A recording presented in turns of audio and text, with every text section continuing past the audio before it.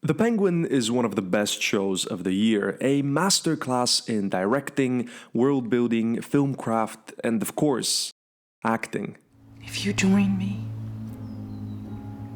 you will have a new family. And whilst Kristen Milioti is absolutely incredible in the series, I'd like to focus on a different performance, one that's an even more central characteristic of what makes this show such a pleasure to watch. I read a comment recently that said, "Colin Farrell is so good in The Penguin, I forget that it's him." That has become something of a staple of the series' marketing, this incredibly transformative performance by Farrell where you forget it is in fact an actor only pretending to be the Penguin. That's of course obvious, of course it's acting, but Farrell takes it to such a high level where the character feels overwhelmingly real. No, but I'm sorry. I'm fucking sorry for everything that's happened to you. There are external factors that aid this, of course, things like the styling, the makeup design, or even Matt Reeves' world itself, the environment in which Oz operates. There are also some transformative qualities that Farrell explores on a more macro level, things like the character's body language, accent, or voice. This is one of those moments, where you gotta ask yourself, what kind of life do I want? However, we have seen performances before where the actor changes the external, things like body language, voice, look, but it just doesn't work. Playing someone distant from yourself doesn't necessarily mean that the performance will be great. Perhaps it can be a good showcase of the actor's range, but acting is still all about choices. If an actor makes a consequence of wrong choices, whilst their performance might still be technically alright, the core understanding of their character will be flawed, so everything will come across as silly and fake. In his interpretation of the Penguin, Farrell consistently makes correct choices, both in understanding the core qualities of the character and the context of what has made him how he is, but also more detail-oriented choices like small actions, reactions, and line delivery. Of course, the writing helps too. The Penguin is a layered character shaped by his environment, and he is constantly going through basically every emotion, which creates a very balanced portrayal of an existing stereotype. This fucking funny to you? Let's break down a scene from episode 3 of The Penguin to see the emotions Colin Farrell has to work through and juggle. In this opening section, there is immediately a sense of celebration and enjoyment. There he is, looking for your kid. Deal is done, the triads are in, god damn it, we're sweet. Then planning. Play it safe, I still got the Maronies on my ass. Then a sense of enjoyment again, but this time through a bit of a sinister lens. In only 12 seconds, Farrell makes clear a lot of the Penguin's defining characteristics. He's not only committed to, but also seemingly enjoys this life of crime, and more than anything, he enjoys winning. Then Oz quickly notices the phone that Vic is trying to hide, and in this moment here, without changing much, Farrell moves from confusion to suspicion to betrayal. A few moments later, when Farrell looks at the phone, he once again holds a moment of confusion. Then immediately, once again, betrayal. And then there is anger brewing underneath the surface. Of course, Oz is angry at Vic for leaving, but he's also angry at himself for allowing himself to get attached to Vic and, as a consequence of this, allowing himself to feel hurt once Vic thinks of leaving. But of course, Oz would never admit this to himself, so he immediately deflects and focuses on the money. You going somewhere? With my fucking money. After which, Farrell moves back to confusion. With this fucking close? And you want to bail for what, a piece of ass? A desire to understand the situation, as he needs to know some more context before he can react appropriately.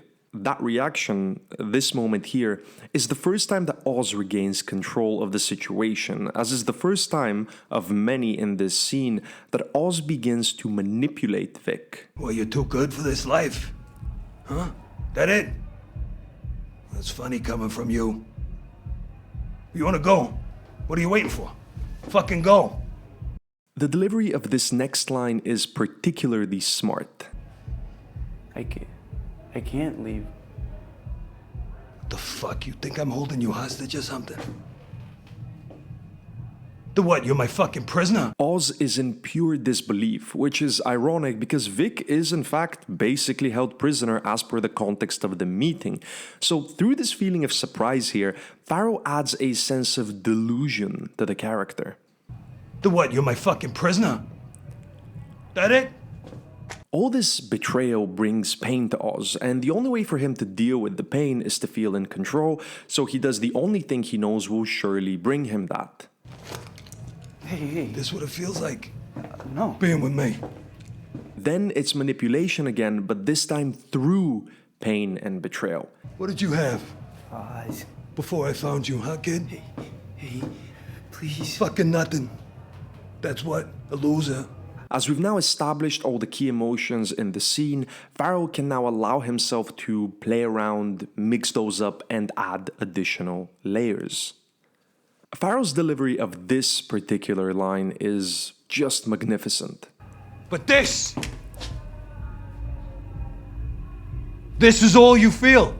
On top of everything else, another layer is added now, an odd sense of honesty. On some subconscious level, Oz knows that Vic is right to feel this way, and also on some subconscious level, perhaps Oz doesn't want to be the type of person to make Vic feel this way. So there's almost an existential quality to the question. Oz doesn't need to understand if this is true, but why it is true. But this is all you feel. But this is a moment of vulnerability, and we can't have that, so Oz goes back to manipulation. How about you ask yourself why? Oz, I don't... Well, let me help. You stayed because you want something better. Then Farrell takes it up a notch, adding an introspective layer to the dialogue as well as context to the Penguin's backstory. You want to know what's shameful, Vic? Working your whole goddamn life, having nothing to show for it. And in this following moment, there is even further detail added to the character, a sense of love and thrill for this sort of hedonistic and sinister lifestyle. Survival, security, pleasure. Farrell reminds us again, the Penguin may be a product of his environment, but he is also definitely actively enjoying all of this. The rest of the scene is pretty much more and more manipulation from Oz. Don't give a shit about you or your family. Along with the occasional moment of honesty. You think you're nothing. You are nothing till the day you die. Now, all of this is to show the variety of emotions that Farrell has decided to work through, and that variety ultimately creates a very interesting and balanced scene. I mentioned earlier how a consequence of bad choices leads to a fake performance, but I think this scene is an example of the opposite. How a consequence of good choices, also such that are varied and follow a logical progression, leads to a multi-dimensional character and brings that character to life. And of course, the writing aids Farrell massively with this because no actor can extract this much depth from a scene if at least some of it wasn't on the page to begin with. Something really scary about Farrell's performance is how he invites the viewer to Oz's side and almost urges us to root for him. As audience members, we sometimes almost forget this is not a good person and his heart is not in the right place.